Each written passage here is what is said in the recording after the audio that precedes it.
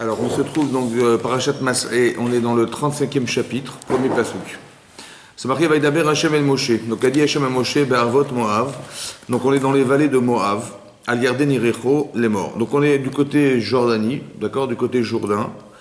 Tzav et Ben Israël va maintenant l'alvim, menachalat achuzatam arim lashevet ou migrash leharim sivotem. Donc, c'est marqué Tzav ordonne aux enfants d'Israël, venatnu l'alvim, ils donneront les vim, menachalat achuzatam de l'héritage de leur terrain, Harim la Shevet, donc des villes pour s'y installer, ou Migrash les Harim, et aussi des Migrashim. Des Migrash, ce sont des terrains qui tournaient autour des villes.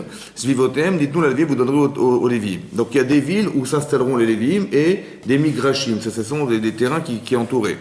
Qu'est-ce qu'on faisait avec ces terrains qui entouraient? Vayu Harim la Hem la Shevet. Donc ces villes, ça leur permettra de s'installer. Pourquoi en fait on a besoin de donner des villes aux Lévim? Ben, c'est ça, parce que l'héritage de la terre d'Israël c'est partagé en Shvatim, selon les tribus. Mais les Lévim n'ont pas reçu de terrain. Ça n'a pas été découpé selon ça n'a pas été distribué aux Lévim. Donc qu'est-ce qu'on leur a donné? Chacun donnera des villes. Oui. Donc le territoire des Lévi'im, il est réservé dans des villes, et migréché, mais dans des terrains qui entouraient, des terres qui entouraient, des Behemtam, qui va servir à leurs animaux, donc pour leur bien personnel et aussi pour y vivre. Au migréché Harim, achetez-nous la ville, mais qui raïr, depuis le mur de la ville, Vachutsa, Elef Ama Saviv. Donc une ama, 1000 amot, 1000 amot, c'est 1000 mètres autour. Au Midotam, Bechus Laïr et Peat Ketmal El Paimama. Donc il y aura, en fait, on va trouver qu'à l'ouest, ils ont 2000 amot qui font 1000 mètres. Ve'et Peat Negev au sud, Al-Paimama, Ve'et Peat Yam, et du côté de la mer, Al-Paimama, de nouveau 2000 amot qui font 1000 mètres. Ve'et Peat Safon, et donc du côté nord, Al-Paimama de nouveau. Ve'air Bet Taver Zeiye Lahem Migraché Harim, et donc c'est ça qui composera. Donc la périphérie de la ville des Lévim, elle sera entourée d'un kilomètre autour de terrain. Et donc ces terrains-là, ils mettront leur bétail, ils mettront tout ce qu'ils ont besoin pour y vivre. Ve'et Harim Achatitnu Lavim, Et Shesh Harim Miklat. Donc dans ces villes, parmi ces villes, il y aura 6 villes de refuge. Shesh Harimiklat, des villes de refuge. Asher Tidou Lanou Shama Arotseach, où il ira se sauver le tueur, l'assassin. Ve'alem Tidou Arbaim Veshtaim Ir, et à part ça, il y aura encore 42 autres villes. Donc il y aura 6 villes de refuge et 42 autres. Alors la différence entre les villes de refuge qui ont été citées et les 42 autres, la différence c'est que, on verra plus tard que des gens qui ont tué par accident, d'accord, devront se sauver dans ces villes de refuge, les 6. Si ils sont au courant ou pas au courant qu'elles sont de refuge, elles vont les protéger. À la différence des 42 autres, où s'ils sont au courant, elles les protégeront, s'ils ne sont pas au courant, ils ne seront pas protégés dans ces villes. D'accord, donc ils vont se sauver là-bas, d'accord, mais dans les 6, oui, mais pas dans les 42. C'est-à-dire dans les 42, il faut être au courant que ces villes est une ville de refuge, s'ils ne sont pas au courant, mais il faut bien entendu, il va y avoir des indications, on verra qu'il y aura des indications qui vont permettre à des gens de se sauver dans ces villes-là. Quand les Harim achetez-nous la ville, Arbei Moshmoneir, donc au final il y en aura 42, et Tanet Migroshem. Ve'Harim achetez-nous Achuzatam Ben Israël, Met Arav, Arbei, Irbu, Meat, donc les villes elles seront données en proportion des habitants qui y vivent. S'ils sont nombreux, alors ils auront des villes plus grandes, et s'ils sont peu nombreux, elles seront plus petites. Selon leur héritage, alors ils pourront donner ces villes aux Lévim. Sur ce a dit Hachem à Moshe en disant, Daber el Ben Israël parle aux enfants d'Israël, Matin et Midi. Lorsque vous traversez le Jourdain, c'est-à-dire que là on était dans le désert, on était en Jordanie, on a dû traverser le Jourdain pour rentrer en Israël. Mais quand vous traversez cette ville, cet endroit, Artsa Canaan en direction du pays de Canaan, qui est d'Israël, Veikritam Lachem et Harim Miklat. Tiena Lachem, donc vous donnerez ces villes, d'accord, de villes de refuge. Donc qu'est-ce qui va se réfugier dans ces villes de refuge? Des gens qui auront tué par accident. Ça va? Vayu Lachem et Harim les Miklat, ouais, et donc ce seront pour eux des villes de refuge. Mi Goel Adam, et ce sont du Goel Adam, du Goel. Le Goel, c'est la personne qui va être proche famille. Ouais, on verra dans la Torah que cette personne-là, elle va être Ramlevavo, c'est-à-dire le cœur chaud. Elle va vouloir venger son frère ou son cousin et de condamner à mort, la personne qui aurait tué son frère ou son cousin. D'accord? Velo yamut arotseach ad omdo lifnei haïda li mishpat. Attention. Dit la Torah, oui, il y aura quelqu'un qui risque de lui courir après pour l'assassiner. Et donc, qu'est-ce qui va se passer? Cette personne-là qui est pourchassée, elle va devoir se protéger dans une ville qui est réservée pour une ville de refuge. Pour ne pas que meure le rotseach ad omdo jusqu'à ce qu'il se tienne devant la justice. Ça veut dire comment ça va se passer? Il va devoir courir jusqu'à la ville de refuge, arriver là-bas, peu importe il a tué par accident, pas par accident, il va s'y réfugier. Lorsqu'il s'y réfugiera, on va amener deux Talmidei Chachamim, deux gens érudits qui seront envoyés par le tribunal de Jérusalem et qui vont les chercher. Et quand ils vont l'amener au tribunal, on le jugera. S'il a eu des témoins qui ont dit qu'on l'a vu faire une grosse faute, une faute grave qui le condamne, il serait condamné. Sinon, non. Sinon, s'il a tué par accident, ça serait démontré. Alors il retournera dans la ville de refuge. D'accord? Ve'arim asher titnu mishesh e'arim miklat, tiena lachem, ve'et shlosh e'arim titnu be'ever la Yarden, ve'et shlosh e'arim titnu be'eretz Canaan. En fait, qu'est-ce qui va se passer? Vous allez couper en deux.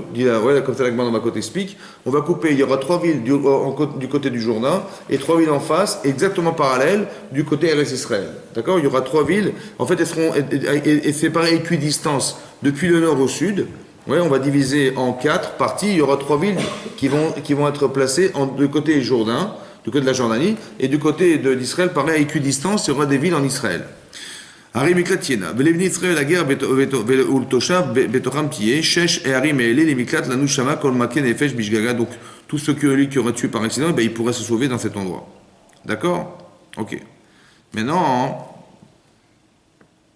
on aura 3 villes en Jordanie et 3 villes en Israël. Maintenant, il faut savoir qu'il y a combien de tribus qui sont restées en Jordanie? Il n'y a que 2 tribus et demie qui sont restées en Jordanie. Ouais, finalement. Ephraim, Ménaché et une autre demi-tribu. Et dans l'autre côté, il y avait 9 tribus. Ça veut dire qu'il y avait beaucoup plus de population en Israël que de population en Jordanie. Alors pourquoi il y avait autant de villes de refuge d'un côté que de l'autre, alors qu'il y avait beaucoup plus de monde prévu en Israël qu'en Jordanie? Quand ça demande la Gemara dans Makot. Et Rachid explique, il ramène ici. Rachid ramène, regardez Rachid. Shesh Harim Miklat. Magid Shafalpi Sheivdil Moshe Bechayav Shalosh Harim Be'ever Yarden. Bien que Moshe Rabbeinu, il ait désigné 3 villes du côté Jourdain. Lo Ayu Koltot Ad Shenifreru Shalosh Shatam Yeshua. En fait, ces villes, elles n'ont eu d'application possible que dès l'instant où Yoshua, plus tard, il va rentrer en Israël et il va mettre en application les 3 villes de refuge. Donc elles ne fonctionnaient pas pour l'instant. Mais après, c'est marqué plus tard. Regardez. Et Shalosh Yarim. Afabi shel Eres Kenaan Tishash Vatim. Vekanena Elashtaim Vachetzi. Bien qu'il y avait 9 tribus en Israël et que 2,5 du côté Jourdain. Ishva Aminyan Arimiklat Shelaim. En fait, on a rendu équivalentes les 3 villes, autant de villes d'un côté que de l'autre. Pourquoi? Mishum Shebi Gilad. Parce que Gilad, c'est une ville qui se trouvait en Jordanie. Nefishe Rotzrim. Il y avait beaucoup de tueurs. D'accord? Et l'Agma d'expliquer, Dirtiv Gilad Kiryat Poale Aven, Akuva Midam. C'est marqué dans Oshéa, c'est marqué que Gilad était une ville où il y avait beaucoup de gens qui prenaient en embuscade les autres. Ça va? Et qui tuaient des gens. Alors ce qui est bizarre, c'est qu'on a fait des villes de refuge pour des gens qui ont tué par accident, alors qu'on parle de gens qui tuent volontairement. Il y avait beaucoup de tueurs volontaires, et c'est pour ça qu'on a fait autant de villes d'un côté que de l'autre. Pourquoi? Parce qu'il y avait beaucoup plus de tueurs du côté Jourdain. Alors c'est paradoxal parce que les gens qui avaient tué volontairement, ils n'allaient pas en ville de refuge, ces gens-là. Donc qu'est-ce que ça a à voir avec le fait qu'on ait mis plus de villes pour protéger des gens qui avaient tué par accident? Ça va? À ce paradoxe, on va essayer d'expliquer le paradoxe plus tard. Mais c'est important de le comprendre parce que vous allez comprendre plein de choses. Ensuite, c'est marqué dans la Torah que si cette personne elle a tué par accident, donc on a dit que elle a pris, par exemple, si elle avait tué mortellement quelqu'un, mais volontairement avec un ustensile en métal ou en bois ou quoi que ce soit, c'est sûr que la personne, s'il y a eu témoignage et qui a validé qu'il avait tué véritablement, alors il sera condamné.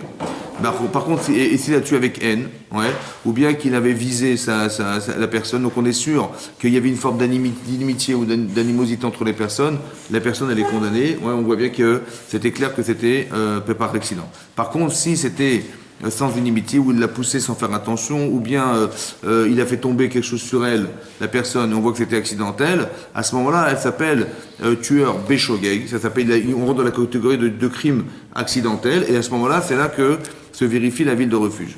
D'accord? Voilà. Et c'est ce qui est marqué dans la Torah, qu'il se sauvera dans une ville de refuge. Ok.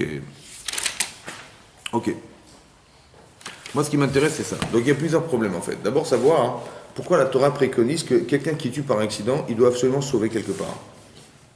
Ça va? Pourquoi on ne dit pas maintenant, il a tué, il n'a pas besoin de se sauver, il y a une justice sur terre, la Torah, elle considère qu'on juge les gens, donc on doit passer au tribunal, et si vraiment il y a eu accident ou pas accident, on jugera. Pourquoi la personne est obligée de se sauver? Ça va? Ça, c'est une chose à comprendre. Pourquoi il y a des villes de refuge carrément, quoi? Pourquoi des villes de refuge? Pourquoi faire? Deuxièmement, il y a une halakha bizarre qui est complètement incohérente, c'est de comprendre pourquoi tout à coup le cousin, le Goël Adam, le sauveur, voilà, il s'appelle le sauveur, le Goël Adam, lui, monsieur, il peut faire justice lui-même, monsieur, il peut venir, il peut assassiner cette personne, ça n'existe pas, ça. Je veux dire, depuis quand on peut se permettre d'imaginer, ouais, qu'il peut faire justice lui-même, et la Torah tolère, c'est possible, voilà, il y a un Goël Adam, mais il n'y a qu'à se contrôler, je veux dire, depuis quand les gens, on leur permet de tuer les gens impunément comme ça, sans justice, c'est-à-dire, un, on ne comprend pas pourquoi il y a des villes de refuge, deux, on ne comprend pas. Ça c'est hors norme, ça n'existe pas dans la Torah une chose pareille. Que chaque chose elle doit être jugée en fonction des tribunaux, des témoins. Oui, on connaît un peu les lois, on sait pertinemment que quelqu'un qui fait une faute qui pourrait le condamner à mort, il faut qu'il y ait d'abord des témoins, il faut qu'il soit cachère, il faut qu'il soit apte à témoigner, il faut qu'ils aient prévenu la personne. Si un des paramètres n'a pas été mentionné, on ne va pas le condamner. Donc c'est très rigoureux et c'est très précis. Ça va? Et en plus, inversement, c'est qu'on sait pertinemment que la Torah essaie au maximum de sauver la personne. Il y a un passage dans la Torah, Vitzil Oeda, on doit sauver les gens. Donc la vraie démarche est de sauver. Et là on voit l'inverse, que celui qui tue par accident, il ne rentre pas du tout dans ces critères. Pourquoi? Qu'est-ce qui est pire, de tuer volontairement ou par accident? On voit bien que tuer volontairement, ça condamne à mort, et volontairement, et involontairement, ça condamne à autre chose. Mais pourquoi les lois qui apparaissent sur des cas de figure involontaire, elles sont pires, sans structure, par rapport à celui qui aurait tué éventuellement volontairement? Ça paraît pas cohérent. Ça va? Pire que ça, la Gemara dans Makot, elle dit là-bas, comme ça. Il y a une discussion, en fait, entre Rabbi Yossi et Galilée, à travers les versets, et Rabbi Akiva, de savoir, le fameux Goël Adam, celui qui est le sauveur de sang, là, le vengeur de sang, est-ce qu'il a une mitzvah de lui courir après et de l'assassiner? Rabbi Yossi et Galilée dit qu'il y a une mitzvah pour lui de le faire, mitzvah. C'est comme de mettre les tefilines, il y aurait une mitzvah du courir derrière. Et pour toute autre personne que lui, s'il le rencontre dans la rue, il aurait le droit de le tuer aussi. Et Rabbi Akiva dit non. Ce que la Torah dit, c'est que le fameux vengeur de sang, là, celui-là, il aurait le droit de le faire, mais personne d'autre que lui n'aurait le droit de le faire. Donc on a une discussion de savoir comment traduire les psukim. Est-ce que le Goël Adam, c'est quelqu'un qui aurait la mitzvah d'aller courir derrière quelqu'un pour l'assassiner, celui qui aurait tué par accident? Ou bien que Rabbi Akiva, non, il a le droit de le faire. Il a le droit, la Torah tolère. Ça va? Mais même d'après Rabbi Akiva, d'après Rabbi Yossi, c'est encore pire, comment une mitzvah. Ouais? Comment on peut comprendre qu'il y a une mitzvah? Et d'après même Rabbi Akiva, comment on peut entendre l'idée que ça soit possible?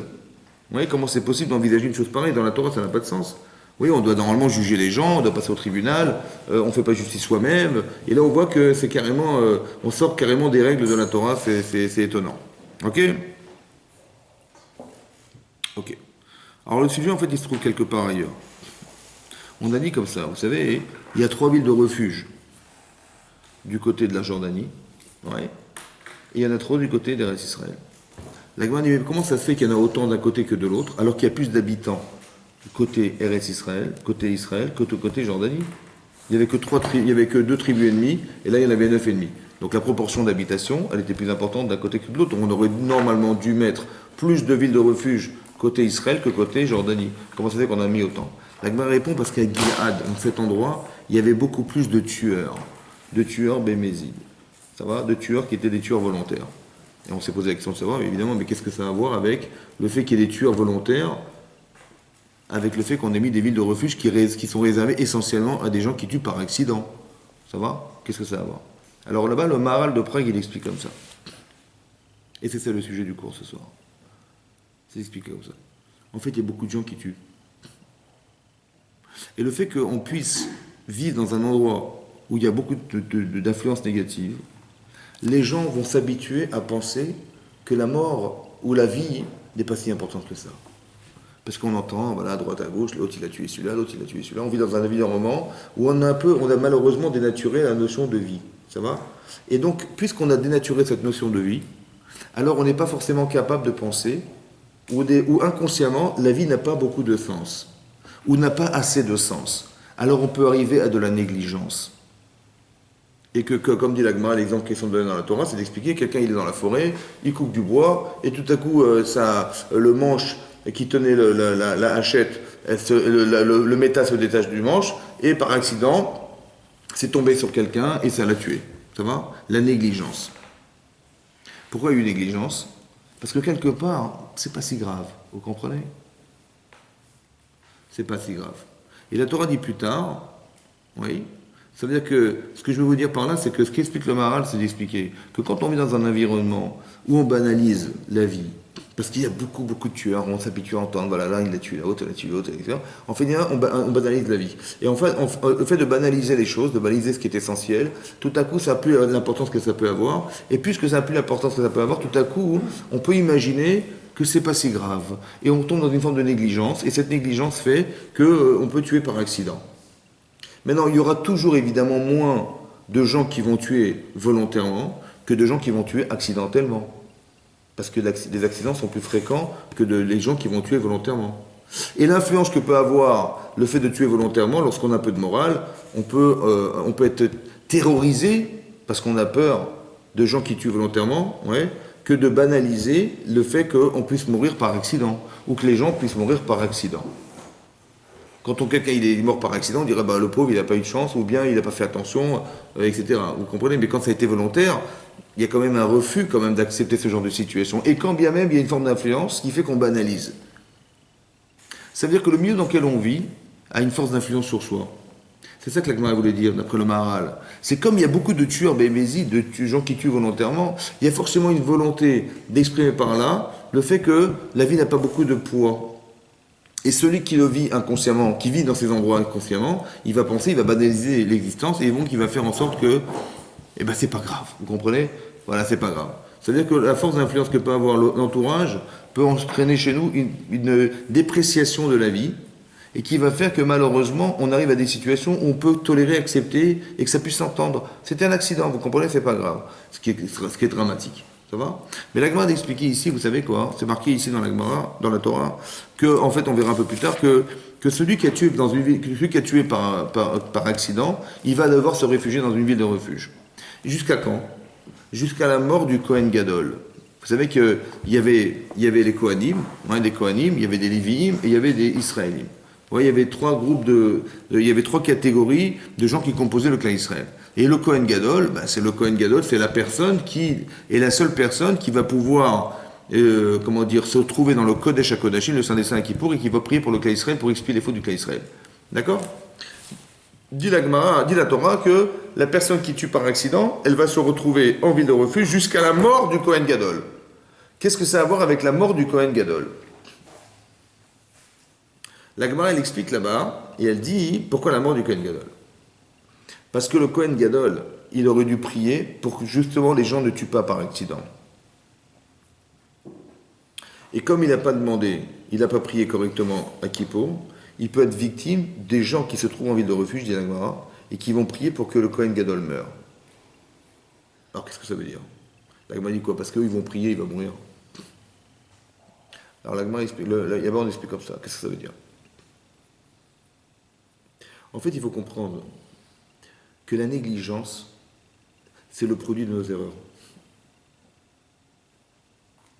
C'est-à-dire que plus on faute, moins on est sensible.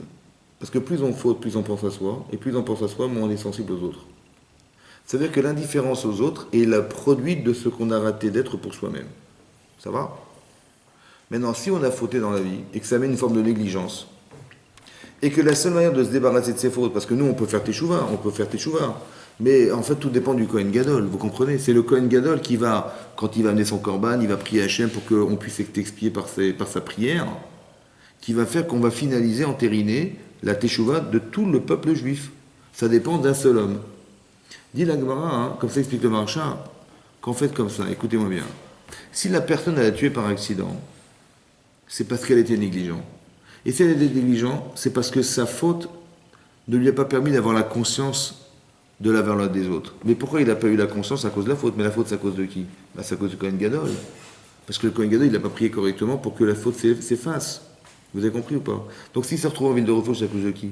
Et s'il s'est retrouvé à tuer par accident, c'est à cause de qui? Kohen Gadol. À cause du Kohen Gadol.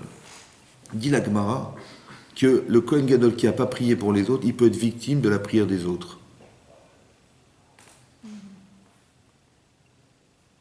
Vous avez compris ça? C'est-à-dire que la personne qui a envie de refuge dit mais si je suis là, c'est à cause de qui? C'est à cause de lui. Parce que moi j'ai fait ce qu'il fallait, mais c'est le Kohen Gadol qui n'a pas fait. Donc il va vouloir prier d'accord, pour que le Kohen meure, pour que lui puisse sortir, parce qu'au final, c'est de sa faute. Et la Gemara d'expliquer que les mamans des Kohen Gadol, à l'époque, elles amenaient des cadeaux aux gens qui étaient en ville de refuge. Il y a deux options dans la Gemara. Soit elles amenaient des cadeaux pour qu'ils ne prient pas. Elle dit, je vous en prie, ne priez pas pour que mon fils meure. Ouais. Ou bien elles priaient, elles donnaient des cadeaux pour qu'il prie, pour qu'il vive. Il y a deux options dans la Gemara. Mais c'est quoi la différence entre les deux options? C'est comme ça. Soit, s'il ne prie pas, il ne va pas mourir. Ça va? Donc elle disait, je vous en prie, ne priez pas pour qu'il meure. Parce que si on éveille quelque chose par la prière, forcément, il va y avoir un jugement qui va se faire et qui va peut-être condamner ce Kohen Gadol. Je vous en prie, elle faisait des cadeaux pour justement éviter qu'il prie, ça va, pour qu'il meure. Ou bien inverse, en vérité, il doit mourir le Kohen Gadol. La seule manière de l'en sortir, c'est qu'il prie pour ne pas qu'il meure. Que ceux qui ont été victimes de son manque de prière, ils vont prier pour lui. Il y a deux options possibles. Ça veut dire que là, c'est quoi la discussion? De savoir, est-ce que sa faute, elle le tue ou pas, ce Kohen? Ça va? Vous avez compris? C'est ça la différence. Mais dans ce que je veux dire par là, moi, ce que j'avais une question juste à vous poser, c'est la suivante, qui est une parenthèse. Qui c'est qui va amener les cadeaux? La mère. Pourquoi c'est pas la femme du Kohen Gadol qui amène les cadeaux? Quand elle n'a pas peur que son mari meure? Hein? Comment ça se fait, dit la Gemara? La Gemara dit, c'est la femme du Kohen Gadol, la maman du Kohen Gadol qui va voir les gens prisonniers. Elle a dit, je vous en prie, ne priez pas ou priez pour que mon fils puisse vivre. Pourquoi c'est la maman qui va voir les gens et pas la femme qui va voir les gens? Pourquoi c'est pas sa femme qui va dire, écoutez, mon mari, je veux pas qu'il meure, c'est le Kohen Gadol, je vous en prie, elle va faire des cadeaux aux prisonniers. Pourquoi c'est pas la femme qui fait des cadeaux et c'est la mère qui fait des cadeaux? C'est quoi la différence entre la mère et la femme? Hein? La différence, c'est quoi la différence? Pourquoi la femme, elle n'est pas concernée par la mort de son mari? Il n'y a pas d'intérêt, hein? peut-être. C'est-à-dire? Elle peut être intéressée, la femme. Ah bon, vous croyez? Elle peut être intéressée que son mari soit Kohen Gadol. D'accord, mais elle veut qu'il meure ou pas? Non, absolument pas. Très bien. Donc pourquoi elle ne fait pas des cadeaux aux gens? Pour éviter justement qu'ils prient. Pourquoi la Gemara dit que c'est la maman qui va voir les gens et c'est pas la femme qui va voir les gens? C'est quoi la différence entre la mère et la femme?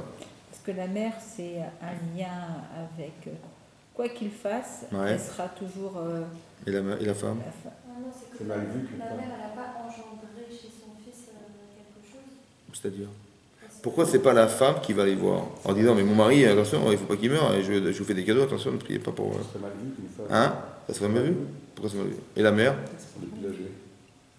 Ah, c'est ça? Vous croyez? C'est quoi la différence fondamentale entre une femme et sa femme et sa mère? La femme, c'est la moitié de Neshama, alors que... Mais c'est quoi la différence dans le cadre dans lequel on parle? Pourquoi c'est pas la femme qui intervient? Parce qu'en soi, elle n'est pas responsable de la faute de son mari. Ah, j'ai bien compris, mais c'est pas responsable, elle veut quand même pas qu'il meure. Pourquoi elle ne réagit pas à sa femme? Elle peut ne pas réagir. La mère, non, elle va, sans condition, elle va tout de suite aller voir les gens. Hein? C'est quoi la différence? Parce que peut-être que c'est sans condition, voilà. Ah, c'est quoi la différence? Et pourquoi c'est ça? Pourquoi une femme, non? C'est un amour irrévocable, quoi, la mère. C'est vrai qu'elle a peut-être moins la mère a plus d'amour que sa femme. C'est vrai. Mais pourquoi sa femme, malgré tout, elle ne va pas aller voir les prisonniers? Quand même. Hein? Qu'est-ce que vous en pensez, mes hommes? C'est quoi la différence entre une femme et une mère? Une mère, elle va se sentir responsable, non? Et une femme, non. Elle va essayer de raisonner lui, mais est-ce qu'elle va aller voir Hein? Elle va laisser mourir son mari? Je vous dirai quand je serai là. D'accord. Alors j'ai pensé comme ça. C'est quoi la différence? C'est comme ça. En fait, pour qu'une femme soit mère, elle a obligé son enfant à vivre. Mais pour qu'une femme soit femme, elle n'a pas obligé son mari à épouser. Quand je t'oblige, parce que si je veux être mère, il faut que tu vives. Mais je t'ai rien demandé.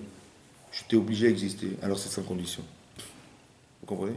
Mais je t'ai pas demandé de m'épouser. Ça va? Ah, tu veux m'épouser? Alors c'est à condition.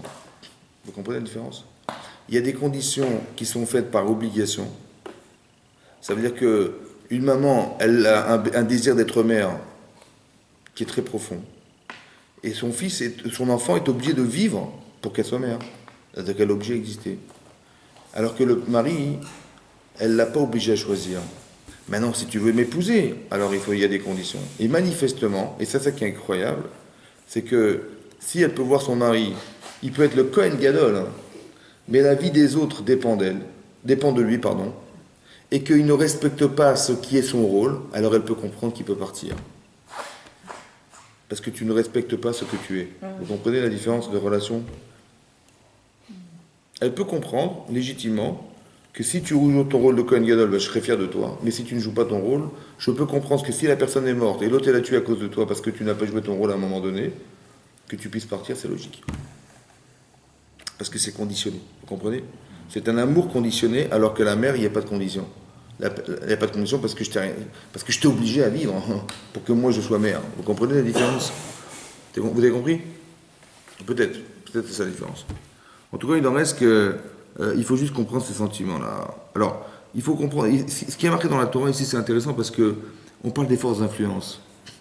C'est-à-dire, on peut s'habituer. Vous comprenez? On peut s'habituer aux endroits où on vit. C'est une chose. Mais ce qui est important aussi, c'est que si la personne, elle en arrive à être influencée, n'est-ce pas? Et que manifestement, elle n'avait pas le choix. Voilà, la négligence. Bah, attendez, comme il y a des gens, on offre à des enfants des jeux vidéo, à quoi ils jouent toute la journée? Ils jouent à tuer qu'est-ce qui va tuer le plus et qu'est-ce qui va être le plus fort? C'est ça, non? C'est ça ou pas? Et après, on s'étonne qu'il y ait des accidents, les gosses de 15 ans qui se fait énerver pour un couteau, ils tuent un gosse. D'accord? Bon. Et ben oui, c'est normal. Qu'est-ce que vous voulez faire? C'est normal. Avec les jeux vidéo qui sont, évidemment, c'est comme ça. Est-ce qu'on doit l'accepter ou pas? Sinon, alors qu'est-ce qu'il faut faire alors? Ou quand quelqu'un vit dans un endroit où c'est la jungle, qu'est-ce qu'il faut faire? Mais c'est normal, on a parqué des gens dans des cités, hein, et ben c'est normal que dans les années 70, on a fait venir des immigrants en France, et ben on les a parqués dans des cités, qu'est-ce qu'il faut faire? Ben, ils vivaient ensemble, ben, c'est normal, aujourd'hui il y a de la délinquance, et ben, c'est normal. Oui, c'est normal ou pas? Le type qui est dedans, ben, il faut les comprendre ces gens-là, c'est normal. Oui ou non? C'est normal ou pas? Ben, c'est normal. Ah oui. Ben, il est sous l'influence, les parents ils les abandonnent, Oui. etc. Ben, c'est normal, il va sortir des gens comme ça, c'est normal. Oui. C'est comme c'est normal si on vit dans un endroit où il n'y a que des tueurs, et par qu'on risque d'influencer, et que la négligence de la vie, évidemment, c'est normal que on sorte des gens comme ça. C'est vrai ou pas? Ouais. Alors si c'est normal, comment ça se fait qu'on tolère qu'il y ait un type qui va venir leur courir derrière pour les tuer? C'est normal ça aussi? Ça va? Qu'est-ce que ça veut dire? Il y a un problème ici, il y a quelque chose qui ne va pas. Comme si que la Torah voulait dire quoi? C'est pas l'environnement qui est censé nous influencer. Si, mais Mais il faut être cohérent. Il faut être cohérent, ça veut dire. Si tu vois évidemment que tu vas rester d'être influencé par ton entourage. Mais qu'est-ce que tu choisis? De rester ou de partir? De changer? Ou de dire, ben, j'ai pas le choix. Ou j'ai pas le choix et c'est normal, puisque vu l'influence, évidemment, je vais sortir comme ça. J'accepte ou je refuse? La Torah dit, il faut refuser. Ça va? Il faut prendre tes responsabilités et ne pas subir. Quand tu sais que l'influence est forte et que tu risques de subir ce que tu vas vivre, tu l'acceptes pas. Ça va? Par exemple, regardez. Ouvrez la paracha de Toldot. Regardez, ouvrez la paracha de Toldot.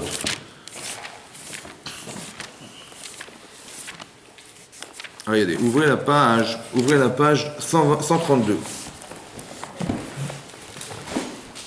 C'est marqué là-bas comme ça. C'est marqué Ele Toldot Yitzhak ben Abraham. Voici les descendants d'Yitzhak fils d'Abraham. Abraham, Oli de Yitzhak. Abraham a engendré Yitzhak. L'enfant d'Abraham, Yitzhak. Va Yitzhak ben Arbaim Shana, voilà qu'Yitzhak avait 40 ans. Bekarto et Rivka, lorsqu'il a épousé Rivka. Vous voyez Rivka, Bat Betuel, qui était la fille de Betuel, Arami, qui vivait à Aram, Mi Padam, dans l'endroit d'une ville qui s'appelait Padan Aram, pardon, Achot Lavan, elle était la sœur de Lavan, à Arami, l'Oléisha, qui l'a prise pour femme. Donc on dit que Rivka était la fille de Betuel, elle vivait à Padan Aram, et elle avait comme frère Lavan. Bon, Rashi explique là, et Rashi dit comme ça.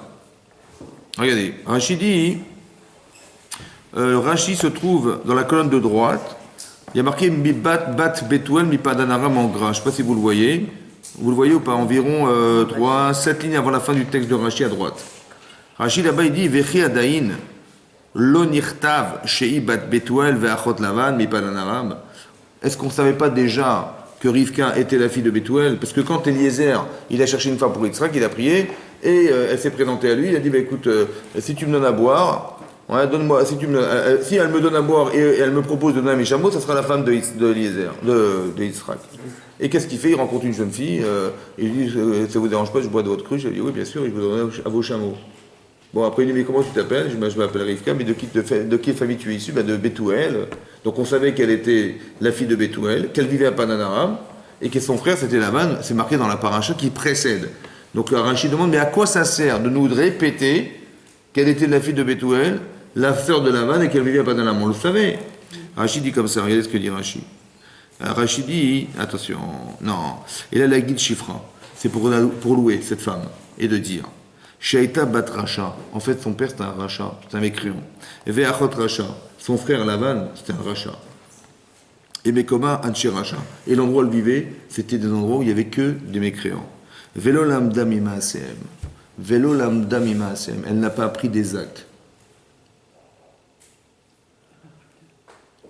Elle vivait dans un endroit propice à quoi? À devenir une fille paumée, quoi. Ouais. Son père c'est un rachat, son frère c'est un rachat, on sait qui est, c'est Lavan, on connaît Lavan. Et elle vit dans un endroit où il n'y avait que des richaïm. Donc qu'est-ce qu'elle risquait de devenir? De devenir du rachat. Et qu'est-ce qu'elle a fait? Non, on n'est pas du Ok. Alors, je vais dire pire que ça, pire que ça. Elle est devenue- Avram Avinu, c'est le seul monothéiste de la terre. Ça va? Le seul. Très bien. Et il a un fils, il s'appelle Yitzhak. Mais son fils, il est religieux. Hein. Ah, je peux vous dire, il est religieux. Hein. Quand il a pris son fils, il a voulu sacrifier, il a accepté son fils. Il s'est sacrifié pour Hachem. Bon. Abraham, seul monothéiste de la terre. Son fils, il arrive à un niveau, à Kedat Yitzhak. Il s'est sacrifié pour Hachem. Il est très religieux. Hein. Bon. Vous croyez qu'il est une femme qui correspond à cet homme? Non. À votre avis? Oui. Oui. Ah ouais, c'est qui? Attendez, elles sont toutes les filles, elles font toutes l'idolâtrie, et l'autre, il a un niveau de religiosité énormissime. Donc son projet Abraham, il est foutu. Qu'est-ce qu'il va, il va trouver qui? Il veut perpétuer sa famille, mais c'est impossible. Non? Il est caduque son projet. Hein? Elle est où cette femme? Sa femme, c'est qui cette femme? C'est qui cette femme? Finalement, c'est Rivka. C'est qui Rivka? Rivka, c'est la fille de Bethuel. Et c'est la fille de Lavan, c'est la sœur de Lavan, et elle vit à Padan-Aram. Vous auriez imaginé une seconde que c'était elle? Non. Non plus. Comment c'est que c'est elle? Hein? Parce qu'elle a donné de l'eau. Elle n'a pas tombé sous l'influence de l'endroit où elle vivait. Intéressant, hein? Ouais. Ça veut dire. Elle est agressée, elle, par l'extérieur. Bon, par son père, par son frère, par toute la ville. C'est une agression énorme. C'est dur de se protéger, non? Elle aurait pu dire, moi aussi mon père c'est comme ça, Bektou, c'est comme ça, mon frère il est comme ça avec ses Jifas, comme tout le monde dirait. Tout le monde dirait, écoute, je vis dans tel endroit. Mais c'est quand même bizarre qu'Hachem il émite cette fille là-bas quand même. Son père c'est un rachat, son frère c'est un rachat, c'est la ville de rachat, c'est quand même incroyable. Pourquoi Hachem il a fait ça? Hein? Pourquoi faire? C'est pas gentil quand même, c'est pas gentil pour elle. Qu'est-ce qu'il a voulu faire Hachem? Mais qu'est-ce qu'il faut comme qualité humaine pour se battre contre la ville, contre les gens de sa ville? Qu'est-ce qu'il faut comme qualité humaine pour être capable de ne pas être sous l'influence de son père? Qu'est-ce qu'il faut comme qualité humaine pour être plus fort que son frère? Plus fort que tout ce qui nous entoure? Il faut le caractère, il faut être fort. Mais il faut aussi beaucoup d'Irat Shamayim quand même, non? C'est vrai ou pas? C'est quoi sa qualité essentielle? C'est la capacité de refuser la bêtise. Vous avez compris? Je ne veux pas ressembler à ça, je ne veux pas ressembler à ça, je ne veux pas. Donc il faut une forme d'intelligence et une capacité de refus. Mais qui c'est qui est comme ça? Mais c'est Yitzhak, son mari. Parce que son père, Yitzhak c'est Abraham. Abraham c'est quoi? C'est le chesed. Oui? Abraham c'est quelqu'un qui est capable de s'occuper des autres. Et Yitzhak c'est l'inverse. C'est quelqu'un qui est toujours en introspection, toujours en train de réfléchir, en train de faire teshuva. C'est l'inverse. Mais ça veut dire que c'est marrant que Hachem, il a été chercher une femme qui lui correspond. Pourquoi? Parce qu'elle ne regarde pas l'extérieur. Regarde tout le travail intérieur qu'elle a dû faire contre eux. Ça veut dire que si cette fille-là, on l'avait mis ailleurs, elle n'aurait jamais été la femme d'Israël. Vous avez compris ce que je veux dire? Mais ce que je veux dire par là, c'est que la Torah considère que là où on te met, a priori, c'est là où tu dois vivre. Tu peux dire, mais si j'avais vécu ailleurs, j'aurais été mieux. Peut-être, t'as raison, alors Dieu s'est gouré, quoi. Parce qu'il t'a fait naître là, tu vois. Le pauvre, il s'est trompé. Ou bien tu dis, non, c'est là que je dois grandir.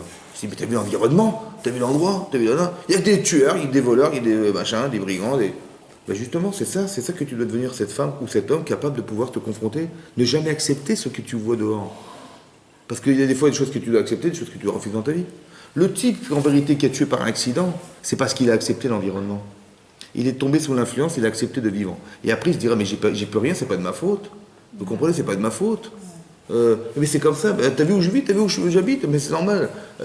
Quelle éducation tu voulais que j'ai dans cet endroit? Quelle force d'influence tu voulais que je puisse accepter ou refuser dans cet endroit? C'est impossible.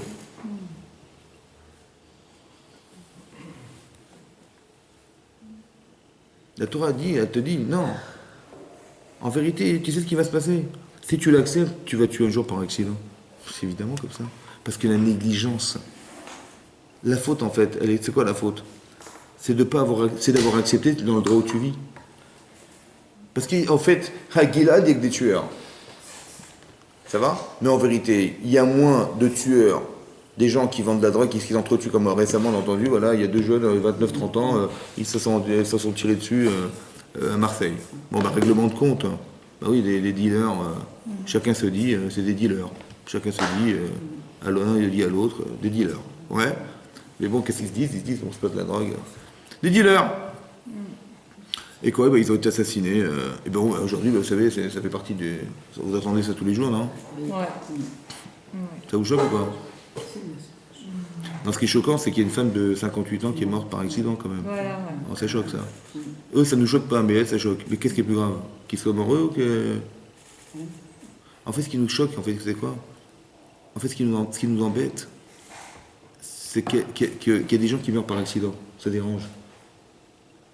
Pourquoi le Goël Adam, le vengeur de sang, il s'exprime quand son frère ou son cousin il est mort par accident, plus que si il était mort volontairement? On l'avait tué volontairement. Comment ça s'explique ça, dans votre tête? Hein? Parce qu'il devait mourir, donc il est mort. Volontaire. Bah, quelqu'un qu'on a tué, en fait, volontairement, en général, on le justifie. Ouais. On dit, c'est normal, il vendait de la drogue, ou je sais pas, il a fait des trucs, des choses qui ont engendré, que les gens ils n'ont pas supporté, il est mort, c'est normal. Mais quand la personne elle meurt par accident, c'est pas normal. Vous avez compris ou pas? Par exemple, quelqu'un il est parti à l'hôpital, et le médecin il s'est gouré, il s'est gouré d'opération. Il s'est gouré carrément, je dis quoi, il est mort bêtement comme ça? Ça rend fou ça, vous comprenez pas? À cause de la bêtise, il est mort. Et je peux comprendre que ça rende malade ça. Parce que ça s'explique pas. Qu'est-ce que tu vas dire?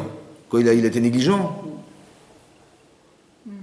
Vous comprenez pourquoi le vengeur de sang, il est plus manifesté dans un cas de bêtise que dans un cas où ça peut s'expliquer?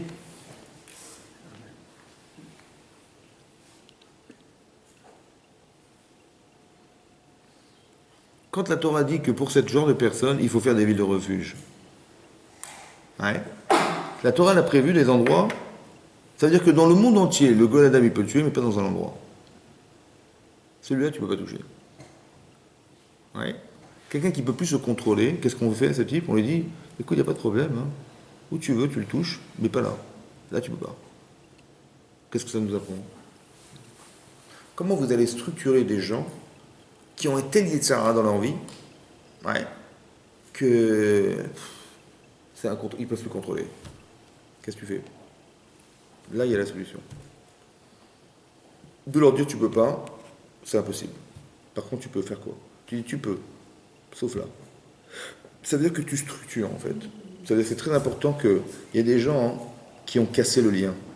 Ils ont cassé le lien avec la Torah, ils ont cassé le lien avec des principes de vie, ils ont cassé les liens. Alors ce que tu fais, tu dis écoute, le lien il est brisé, c'est vrai, mais là, hein, on va conserver quelque chose. C'est comme vous dites, je sais pas moi, imaginez-vous, vous avez un pavillon, ouais, et il est clôturé d'une muraille de 3 mètres de hauteur. Donc ça va, on est protégé. Mais il y a un espace vide de 50 cm. Ça va? Vous êtes rassuré ou pas? Vide. Il y a des murailles de 3 mètres tout autour, mais 50 cm, c'est vide.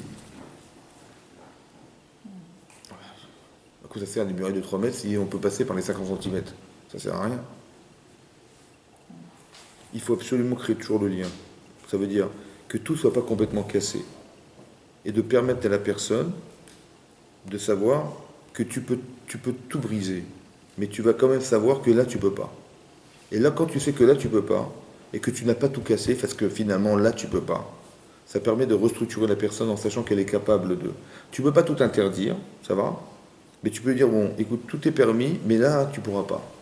Et ça permet de structurer la personne. Elle sait que là, on a créé une limite.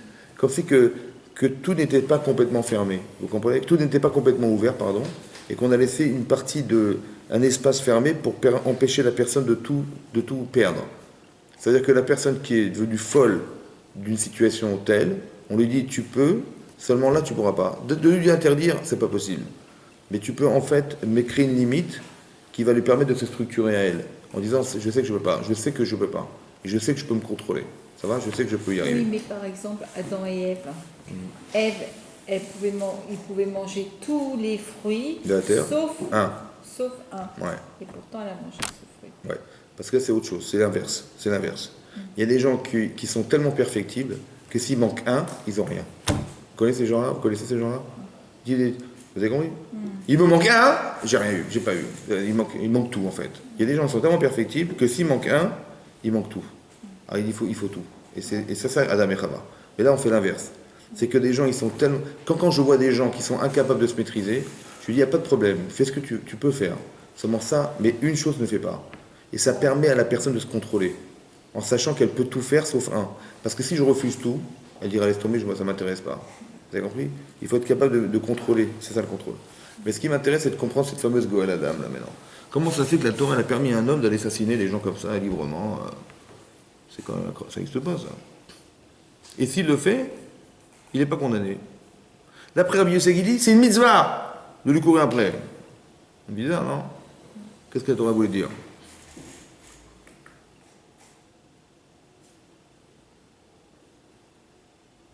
Pourquoi la personne, elle a tué par accident? Hein? Comment ça fait qu'elle coupe du bois? Si tu lui mets ses enfants derrière lui dans la clairière, il va regarder toutes les 2 minutes voir s'il y a ses enfants. Mais quand il n'y a pas ses enfants, il peut couper du bois, il ne regarde pas. La négligence. D'accord? Alors peut-être l'idée c'est comme ça. Maintenant il va tuer par accident. Donc il a coupé du bois, ouais, et tout à coup la hachette elle a tué un type. Et maintenant on dit écoute, sauve-toi vite, cours. Donc la Torah, quand elle dit sauve-toi et cours, ça veut dire on veut te sauver ta vie. Mais en fait c'est négligeable, parce que tu négliges. Mais pourquoi tu dois te sauver? Parce qu'il y a quelqu'un qui te court après. Hein. Bon, il va avoir peur de mourir ou pas? Parce qu'il y a un type qui lui court après. Il va avoir peur de mourir. Mais pourquoi il a peur? Parce qu'il voit la... Hein? Pourquoi il a peur? Voilà. Pourquoi il n'a pas peur de tuer, mais il a peur de mourir? Cette personne compte plus que l'autre. C'est vrai, hein? Mais maintenant qu'il a peur, qu'est-ce qui va se passer dans sa vie? Il va faire attention. Qu'est-ce qu'il a voulu faire Hachem quand il a envoyé quelqu'un lui courir derrière? Qu'est-ce qu'il a voulu faire Hachem? Il ne fait pas pourquoi faire. Pour? Pour peu qu'il y ait négligence. Pourquoi mais il va avoir peur de quoi? De mourir. Mais pourquoi il a peur de mourir? Parce que sa vie, elle vaut. Elle vaut. Ouais, Oui, non. que les autres disent. Mais en faisant ça, qu'est-ce qui va se passer? Il va tomber dans une incohérence, il va tomber dans un paradoxe. Sa vie, elle vaut quelque chose, Ouais, et l'autre, elle ne vaut pas. ouais. C'est qu'est-ce qu'il va faire? Qu'est-ce qu'il fait Hachem quand il dit ça? Mais pas sans réfléchir, il va lui faire prendre conscience de ce qui lui manque. Parce que si ta vie, elle vaut quelque chose tout à coup, pourquoi celle de l'autre, elle n'en valait pas? C'est une manière d'éduquer les gens à retrouver la conscience de la vie. Ça veut dire que d'après Rabbi Yossi Agilili, il y a une mitzvah de lui courir après, tu sais pourquoi? Parce qu'il y a 2 dangers en fait. Parce que le fait qu'il ait tué par accident, on s'habitue à penser que c'est pas grave. Ben, c'est un accident. Mais se dire que lui, il a fait un accident, mais tous les gens qui l'ont su, ils ont dit, bah tu vois, c'était qu'un accident. Ça veut dire ça va être encore pire. Quelqu'un qui tue volontairement, ouais, quelqu'un qui s'est disputé avec quelqu'un, comme on l'a appris récemment, à Shalom, il y a une femme tous les 2 jours qui meurt sous les coups de son mari. C'est de fou, quoi. Hein? Bon, mais c'est quand même insupportable. Donc on va faire des lois, des machins. Mais que type, il est bon, bah, il a glissé, il s'est tué, autre machin. Il y aura plus d'accidents en vérité que de gens qui tuent leur femme tous les 2 jours. Ça va? Donc l'un, on peut imaginer que c'est insupportable, mais l'autre, on peut s'habituer. Mais si on est plus habitué à voir que c'est possible, ça veut dire que c'est une folie, quoi. Vous comprenez ou pas? Ça veut dire qu'il y a beaucoup plus de gens qui risquent de mourir par accident que des gens qui risquent de mourir volontairement. Alors on doit accepter cette situation ou pas? Ben non. Alors vous savez ce que dit Rabbi Yossi? Il dit c'est ça le pshat du Goladam. Cours-lui derrière, fais-lui peur. Pour 2 raisons. Parce que quand tu vas lui faire peur, il va commencer à reconsidérer sa vie. Et la négligence de la vie des autres, c'est peut-être parce qu'il néglige la sienne. Non? Alors peut-être qu'il y a un travail à faire que de d'abord considérer la tienne. Parce que si tu considères ta vie à un sens, peut-être que tu vas être moins négligent vis-à-vis de ceux des autres. Comme avec tes enfants, quand tu coupes du bois, tu vérifies, tu es là. Ouais. Ouais, tu vois, tu fais parce que tu aimes tes enfants. Alors on voudrait t'apprendre à d'abord peut-être que c'est parce que peut-être que tu t'estimes pas que tu n'estimes pas les autres, c'est possible. Alors on va te faire peur. Et la peur que ça va occasionner, ça va permettre de donner un sens à ta propre vie personnelle. Et le fait que tu considères ta vie personnelle, tu vas commencer à considérer que la vie existe. Et puisque la vie existe, alors il ne faut pas négliger la vie. Vous avez compris ce que Rabbi Yossi a pensé? Rabbi Akiba il dit dans ça, ça ne peut pas dire que c'est une mitzvah. On te permet de le faire pour pouvoir, c'est une manière d'éduquer les gens. Ça va? Ça veut dire qu'il y a un double problème. Que peut-être que la personne qui tue par accident, en vérité, elle est condamnée. Pour deux raisons. Un, parce qu'elle a tué. Ouais. Mais tu dis, mais oui, c'était accidentel. Ça veut dire que c'était pas. Dans son esprit, la personne, quand elle fait un acte pareil, elle est comment dire, elle le fait pas. Elle le fait involontairement. Il y a une partie de elle qui agit et une partie de elle qui refuse. C'est quoi un accident? C'est que j'aurais pas voulu faire un truc pareil, j'aurais jamais supposé faire un truc pareil. Ça va? Donc il y a une partie de moi qui n'existe pas, une partie de moi qui existe. Celle qui existe, c'est celle qui fait l'acte, et celle qui n'existe pas, celle qui refuse. C'est ça un accident. Ça va? Mais il y a des gens qui sont volontaires. Qui disent non, ils ont été volontairement, avec la tête, avec les jambes, et avec la tête, avec les mains. Tout pareil. Ça va? Donc ça, c'est très grave. Mais d'un autre côté, peut-être que c'est même plus grave le shogeg, parce que c'est des choses qui risquent de se répandre. Vous comprenez ce que je veux dire? C'est-à-dire que la personne, c'est encore pire. C'est-à-dire que ça risque de se répandre. Et si vous regardez au niveau de la probabilité que ça puisse exister, c'est peut-être même plus grave. Parce que les gens ne sont pas complètement incohérents à imaginer qu'ils vont tuer des gens volontairement. Par contre, qu'ils peuvent partir par accident, pour deux raisons, c'est grave. Parce que, un, on peut s'habituer, parce que c'est tellement fréquent. Et deux, que la personne, elle a disparu pour rien, quand même. C'est quand même effroyable. Ça va? Alors, pour éviter ça, peut-être que la Torah a prévu un goel à l'âme.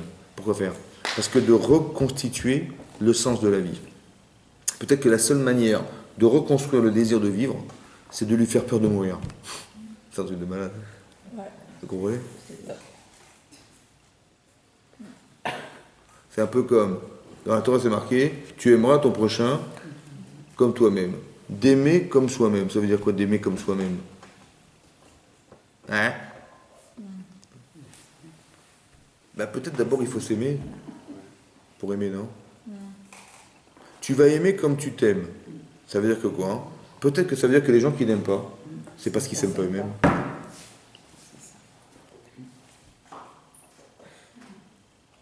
Peut-être que la personne qui néglige l'autre, la première forme de négligence, c'est peut-être de soi, non? C'est pour ça qu'ils sont négligents vis-à-vis des autres, non? Autant que si tu dois aimer comme toi-même, la Torah dit tu dois aimer comme toi-même. Ça veut dire quoi? Ça veut dire qu'il faut d'abord apprécier ce que je suis pour être capable d'apprécier les autres. Je suis capable de m'aimer, Hélène, et donc je peux aimer les autres, c'est vrai. Mais si je ne m'aime pas, comment je peux aimer les gens? Mais ça veut dire quoi s'aimer? Ça veut dire quoi s'aimer? Tu connais sa valeur? Hein? Tu connais sa valeur? Mais comment je les connais mes valeurs? En suivant mes qualités. Hein?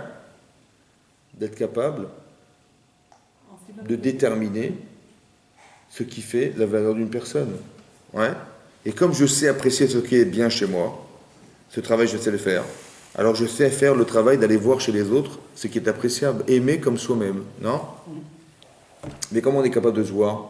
Parce que pour s'aimer, il faut se voir. Parce que vous avez vu la différence entre l'orgueil et la fierté? Parce qu'il y a des gens qui savent absolument se regarder, ils sont tellement fiers d'eux-mêmes qu'ils tombent dans l'orgueil. Et tomber dans l'orgueil, c'est tomber dans le droit.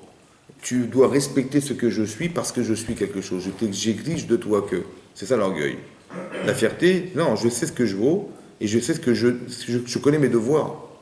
J'ai aucun droit sur les gens parce que je suis quelque chose. Vous comprenez? Et par contre, j'ai des devoirs parce que je suis quelque chose.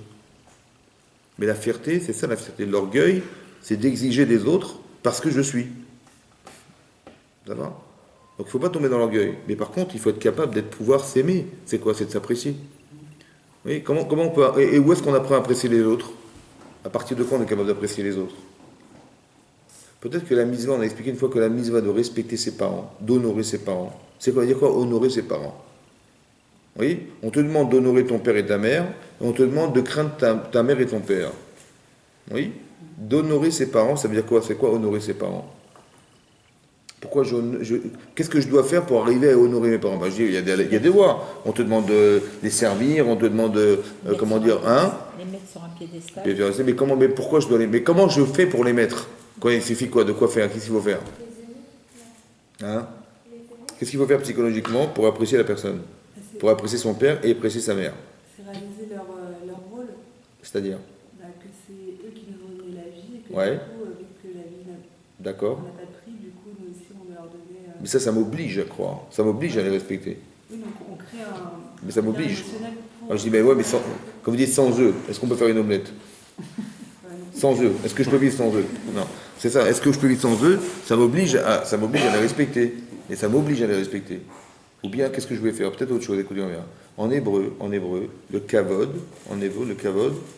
ça veut dire le respect. Mais kavod en hébreu, ça vient du mot kaved, qui veut dire lourd. Oui, lourd. Ça veut dire qu'il faut mettre du poids. Respecter ce qui est lourd. Mais qui c'est qui met le poids? Mais c'est toi qui mets le poids.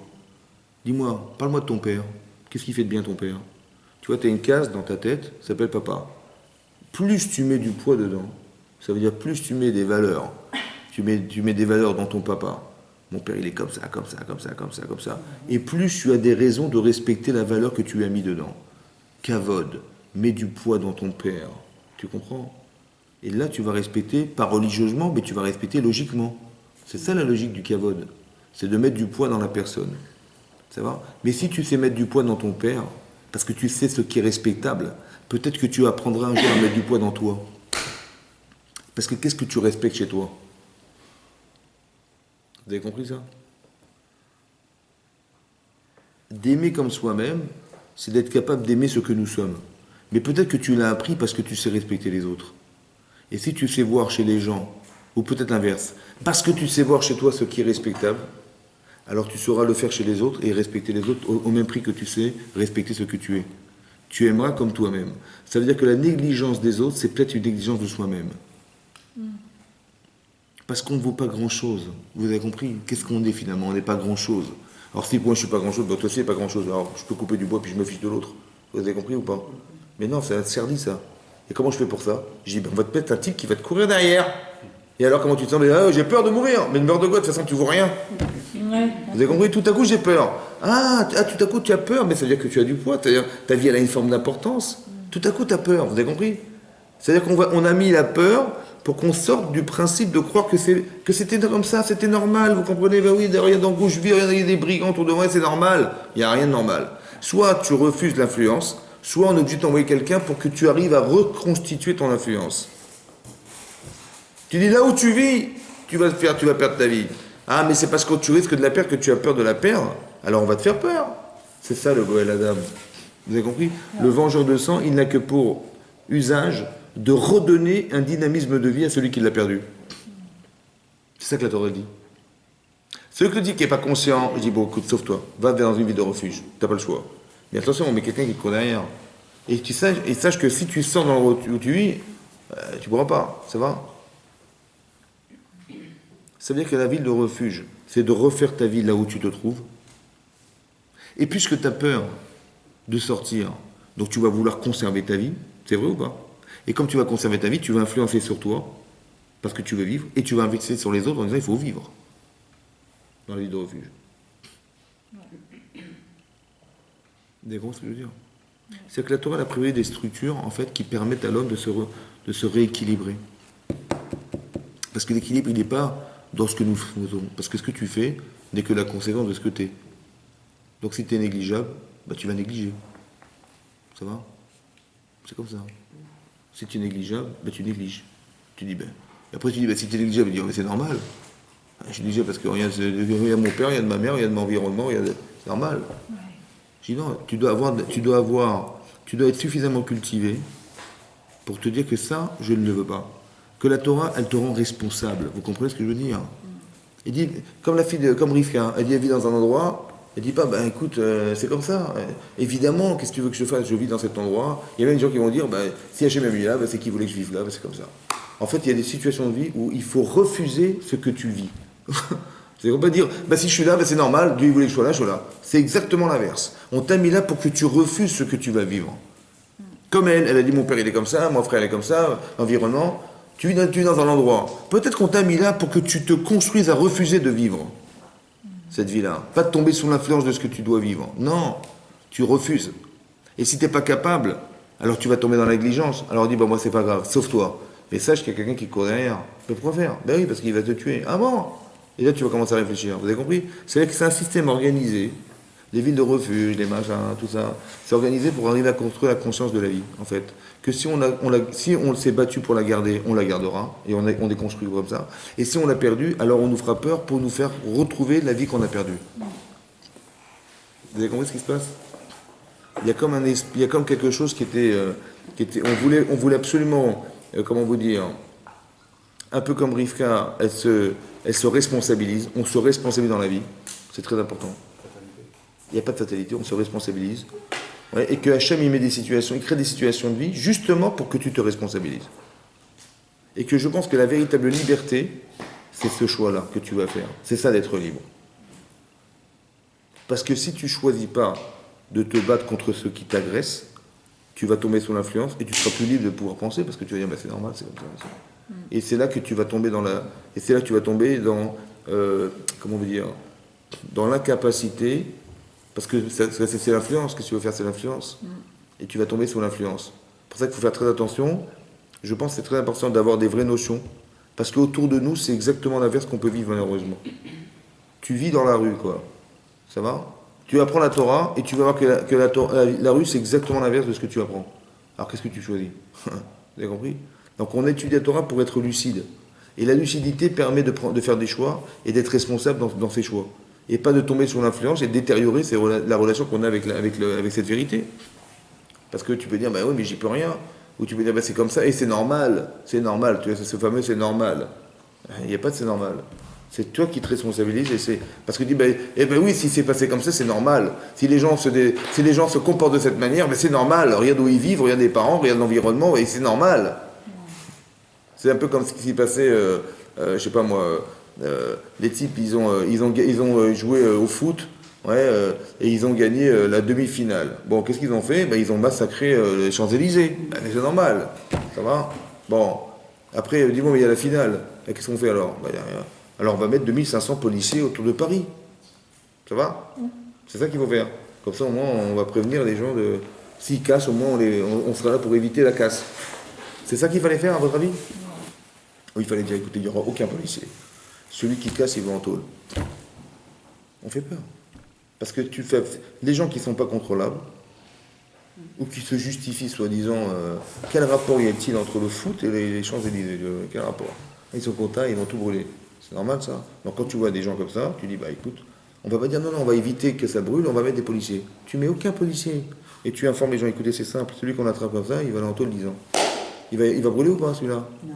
Mais non. Mais comment on va les faire? Mais c'est comme ça qu'il fallait faire. On responsabilise les gens. Pas dire, non, on les laisse être des voyous, et nous on met des policiers pour éviter que... Ils vont rester des voyous, hein, mais on va éviter qu'il y ait de la casse. Mais non, c'est pas ça qu'il faut faire. C'est d'éviter qu'ils soient des voyous. Vous avez compris la différence?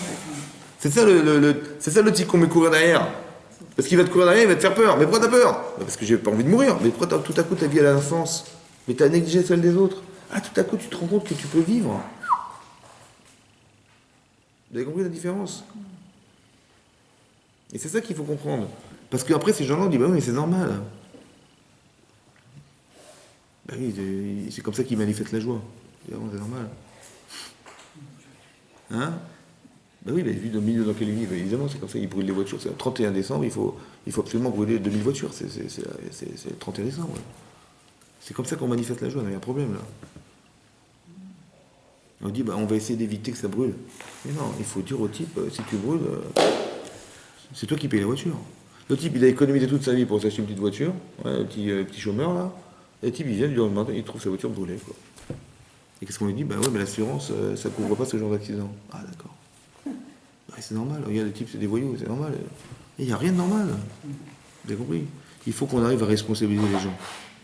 Arrête de croire que parce que tu vis dans un milieu comme ça, et que c'est à cause de l'État, et c'est à cause de je sais pas quoi, et c'est à cause de je sais pas qui, il y a à cause de personne. Ça va? Tu vois que ça va pas, tu te responsabilises. Et si tu n'es pas capable de le vivre, Un peu comme Rivka, elle se refuse à tout ce qu'elle voit, elle veut pas apprendre de ces gens-là, elle veut pas apprendre. Ouais, il faut apprendre à être, comment on veut dire, on doit être tellement fort dans ses convictions que chaque chose qui fait, comment on veut dire, qui est en paradoxe avec ce qu'on pense de vrai, il faut le refuser. Il faut avoir cette sensibilité-là. La bêtise, c'est à mettre dehors.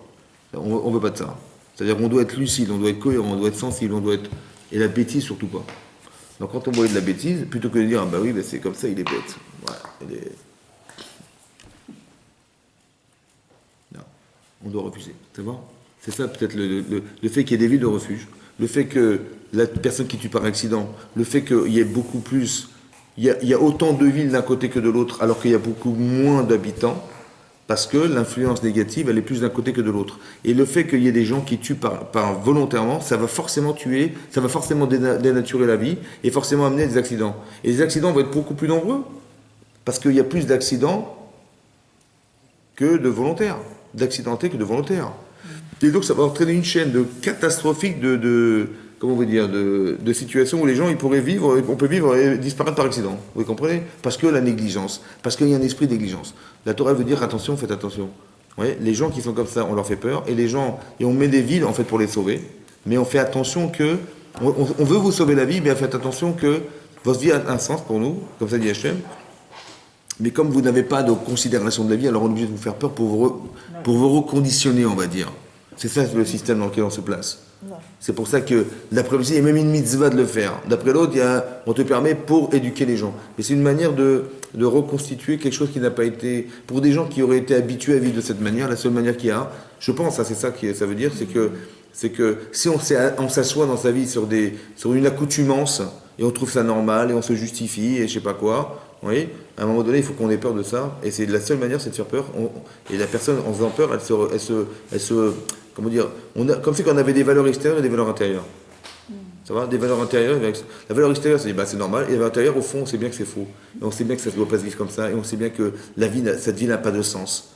Seulement, on l'accepte. Vous avez compris ? C'est ça le problème. On accepte ce genre de vie et on doit le refuser. C'est pour ça qu'il faut être cohérent depuis le départ. Et quand on voit qu'on risque de tomber sous l'influence, on se refuse à vivre.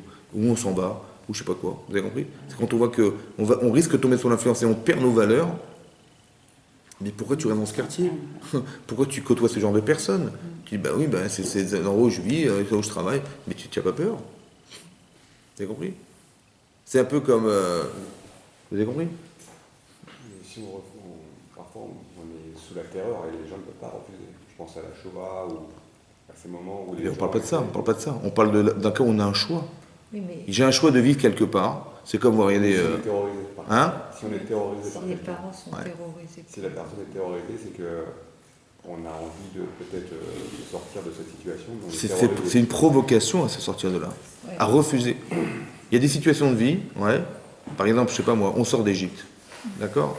Hachem, il n'a rien trouvé d'autre que nous mettre devant la mer Rouge. Bon, et derrière, on entend les Égyptiens qui arrivent, et à droite, à gauche, c'est le désert. On est pris en étau entre la mer, le désert et les Égyptiens qui arrivent armés jusqu'aux dents. Il n'a rien trouvé d'autre à faire que de nous mettre dans une panique, quoi. Alors, il y a eu deux réactions marquées dans la Torah. Il y a des gens qui ont dit qu'on va tous mourir, et il y a des gens qui ont prié. Il y a des gens qui ont accepté ce qui se passe, il y a des gens qui refusent. Vous avez compris ? Ça veut dire que tu n'es pas obligé d'accepter tout ce que tu vois. Et le fait de refuser, ça te construit ta vie. Parce que quand tu vas refuser, la mer va s'ouvrir. Alors que si tu acceptes, rien ne s'ouvrira. Et pire que ça, la mer elle s'est ouverte pour une certaine partie de la population qui ont englobé les autres puisque tout le monde en a profité. Ça veut dire qu'il faut s'habituer à penser, dorénavant, que tout ce que tu vis, c'est pas forcément que tu dois l'accepter. Ça va ?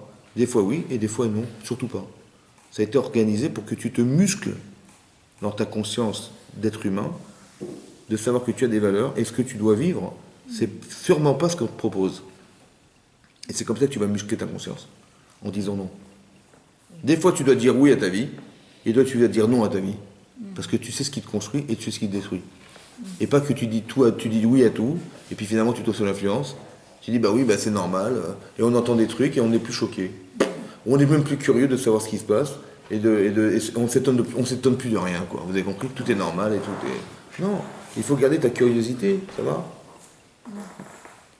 Il y a des trucs tellement extraordinaires qu'on vit au quotidien, et on s'en rend même plus compte, parce que c'est tellement habituel et tellement évident, qu'on s'habitue, vous comprenez? Et donc qu'on a carrément annihilé et dénaturé notre curiosité de vivre. Parce que c'est normal. On vit des phénomènes extraordinaires. Comme là, il a fait chaud, il a fait 42 degrés à Paris. C'était énorme. Mais imaginez-vous, il faisait tous les jours 50 degrés. Et bien on aurait dit, c'est normal. Ouais. Bon. Mais aujourd'hui, et maintenant qu'il fait bon, on dit heureusement, il fait un peu plus frais quand même. C'est plus agréable, c'est plus acceptable. C'est vrai ou pas? Mais c'est le même soleil, hein, c'est le même... c'est quoi la différence? C'est là que tu vois qu'il y a une intervention, non? Donc ça veut dire qu'on t'a fait faire... Il a fait très chaud, pourquoi faire? Peut-être parce qu'on oublie que c'est le bon Dieu qui est derrière. Et si tu laisses comme ça, voilà, vas-y, débrouille-toi avec la chaleur. Oui, mais si... Ça veut dire qu'il faut comprendre que derrière, il y avait une volonté de nous faire réfléchir. Comme il y a une volonté de nous faire comprendre que tout ce qui existe bizarrement, ça marche. Et tout ce que nous traversons, et tout ce que nous créons, ça nous pollue, les pesticides, ça nous tue, on veut faire des beaux prix, on fait des pesticides, on voit que le type il attrape des cancers. La surconsommation de la mondialisation, on consomme, mais bon, il faut bien consommer, alors on va bourrer les vaches, on va leur donner à manger de la viande, les saumons, on va les gaver avec de la viande, et ça, parce qu'ils vont grossir plus vite, mais après ils attrapent des maladies, mais c'est normal. Attendez, s'il y avait de l'herbe, ils grossissent avec de la viande, mais a fortiori, non? Donc on va faire bouffer de la viande. Comme ça, on va les faire grossir plus vite parce qu'on a besoin de viande. Vous comprenez? Il faut vendre. En fait, on ne se rend pas compte qu'on détruit la nature. Que la pollution, ça crée de l'effet de serre et on ne sait même pas ce qui va se passer dans 20 ans, 30 ans. Et même ce qu'on a imaginé, ça a été beaucoup plus rapide en catastrophe que ce qu'on avait imaginé au départ. Ça va plus vite que ce qu'on imaginait. Le réchauffement climatique, c'est un phénomène qu'on ne contrôle plus. Et on se rend compte qu'il y a des canicules beaucoup plus fréquentes maintenant. Hein?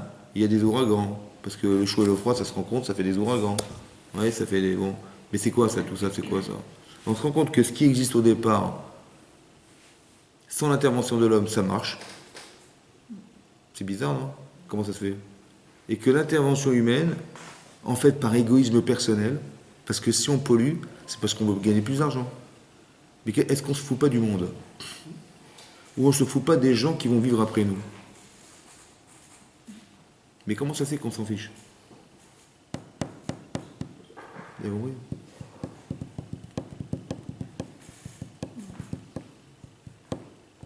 C'est ça le Goël-Adam, vous avez compris? Ça veut dire qu'en fait, on s'est tellement habitué à ça qu'on se pose plus de questions, quoi. Et c'est ça qui est grave. On tombe sous l'influence de gens qui ont pensé le monde, quoi. Et sans se rendre compte qu'au final, est-ce que finalement, eux, ils vont vivre jusqu'à leur mort, mais après, ceux qui vont vivre derrière, pas grave. C'est ça le problème, c'est qu'on est dans une forme d'égoïsme. Et c'est ça qui, on n'a pas peur de ce qu'on engendre.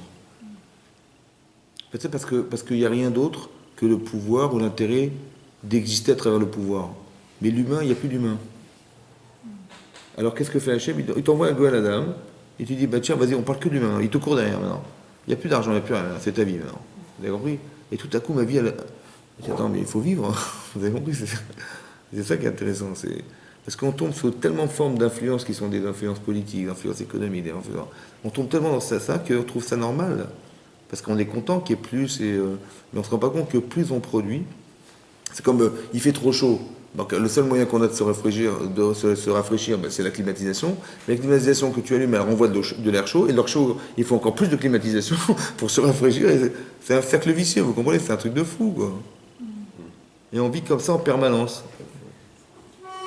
Mais en fait, c'est une forme de négligence, en fait. Mais c'est ça que je te dis, c'est de la négligence. C'est le même concept Que la ville de refuge, ouais. Parce qu'on fabrique de la négligence, on fabrique de l'indifférence, on fabrique on se fout de ce qui va se passer demain. Sous prétexte de mondialisation, en 100 ans, ce qu'on a pu construire et ce qu'on a pu détruire. C'est fou quand même. Mais qu'est-ce qu'une famille, par exemple, qui habite dans un endroit dangereux pour les enfants, où ils se font régulièrement agresser, parce que, voilà, il faut acheter des grandes boxes. Ou alors il faut se sauver. C'est vous qui choisissez. Voilà. Ah oui, Ou parce alors- que dire, bah oui, mais c'est normal, on va s'abriter, on va mettre des gants de boxe. Ben, en fait, on va mettre des gants de boxe, mais on risque de s'habituer à penser que finalement, ils ont raison. Vous avez compris ce qui se passe? C'est comme on l'a dit, il y a deux écoles. Il y a la yeshiva de Bilham et la yeshiva d'Abraham. Ils avaient des élèves. Abraham, il avait des élèves, et Bilham, comment il s'appelle? Abraham, il disait, ben, il faut avoir un bon œil. Ça veut dire il faut un leftov, il faut aimer les gens, il faut être content pour la réussite des autres. Ça, c'était Abraham. Oui, il faut être anav, il faut être humble. Vous avez compris? Et Bilham, non, Aïn Ra'a. Il faut surtout pas accepter la réussite des autres. Parce que le top du top, c'est qui? C'est toi. C'est toi qui dois réussir. Et tous ceux qui vont te mettre des bâtons dans les roues, il faut les briser. Parce qu'il n'y a que toi qui compte. Et si tout le monde est comme ça, on va fabriquer une élite de personnes. C'est ça l'école de Bilham. Aïn Ra'a, Nefesh Rechava, le type ambitieux, orgueilleux. Il dit, mais comme ça, c'est comme ça qu'il faut avoir du caractère, il faut réussir dans la vie. Ça, c'est l'école de Bilham. Là, c'est l'école de Benjamin. Et tu te rends compte que l'école de Bilham, c'est celle qu'on vit en fait. Ouais. C'est que la concurrence en permanence, on est en train de se... Et que dans le travail, c'est pareil, l'autre il va dénoncer machin pour prendre son poste, et machin, on est dans l'école de Bilham, en fait. Vous vous rendez compte que en fait, on est en train de vivre une situation où en fait, le seul intérêt, c'est soi. Et on n'est pas dans le partage, on est dans l'intérêt de soi. Le pouvoir, c'est pour soi. Quand tous les conflits mondiaux qu'il y a aujourd'hui, c'est que l'intérêt de soi. Les types, on va même pas s'occuper de l'Afrique, ça ne nous intéresse pas. Par contre, tous les pays où il y a du pétrole, attention, on va faire attention que l'un il rentre pas dans l'autre. Et c'est que des intérêts économiques, c'est que des intérêts économiques. On se fiche des subpresmes. On a vendu des actions à des gens qui étaient des pauvres. On leur a promis qu'ils seraient des propriétaires de leur maison, et on leur a foutu des crédits catastrophiques, quoi. Ça va? Il dit, mais comment on va suivre? C'est pas grave, de toute façon, ça va augmenter, et vous êtes propriétaire quand même. Et si vous n'arrivez pas, c'est pas, vous vendez, vous récupérez de l'argent, c'est super ou pas? Et les gens, ils ont investi là-dedans. Et les banques, elles ont coulé toutes coulées. Pourquoi? Parce que si tu exploites la pauvreté des gens, c'est une honte. Donc, qu'est-ce qu'ils ont vu les types? Ils ont dit, ah ouais, ben oui, on les rend propriétaires. Mais de quelle manière tu les rends propriétaires, les pauvres? On exploite la souffrance. Vous avez compris, c'est effroyable. C'est pour ça que ça a coulé. Parce qu'il y a le côté structurel, politique, économique, et le côté moral. Il faut toujours regarder le côté moral. Vous avez compris? Le Beth Amikdash, il n'a pas été détruit parce que les Romains avaient une armée forte. C'est parce qu'on ne se supportait pas les uns les autres. Vous avez compris? Ça veut dire qu'il faut tout le temps regarder le côté moral et pas le côté structurel. Le côté structurel, s'en fout, c'est ce qui va engendrer que. Mais c'est le côté moral qui va. C'est la neshama qui fait vivre, c'est pas ton corps. Pareil, donc dès l'instant où tu as investi des valeurs morales, ça vit, et dès l'instant où c'est immoraux, ça vit pas. C'est comme ça. Tu as la négligence des autres, où tu vois que les gens ils sont beaucoup plus négligents que toi, mais tu vas devenir un négligent, évidemment, c'est comme ça. Mais c'est immoral. Et de l'immoralité, ça crée des moralités, et ça devient pire. C'est ça que je voulais vous dire. C'est pour ça qu'à un moment donné, il faut mettre un stop. Ou alors il faut être conscient de l'immoralité, donc tu te refuses à vivre, un peu comme Rivka, ou alors tu l'acceptes et à ce moment-là, on va te faire peur pour essayer de retrouver ce que tu as perdu. C'est ça que ça veut dire. Chazak ou Baruch? Chazak. Alors on va dédier le cours à la Refo Shelema. Linda Chana Bat Janet Jalimila. Et Rachel Bat Mima. Amen. Sa'a Bat Shoshana. La Refo Shelema. Amen. Amen. Amen. Allez-y. Chaim Shmuel Yosef Ben Sarah. Yeshua Ben Poli.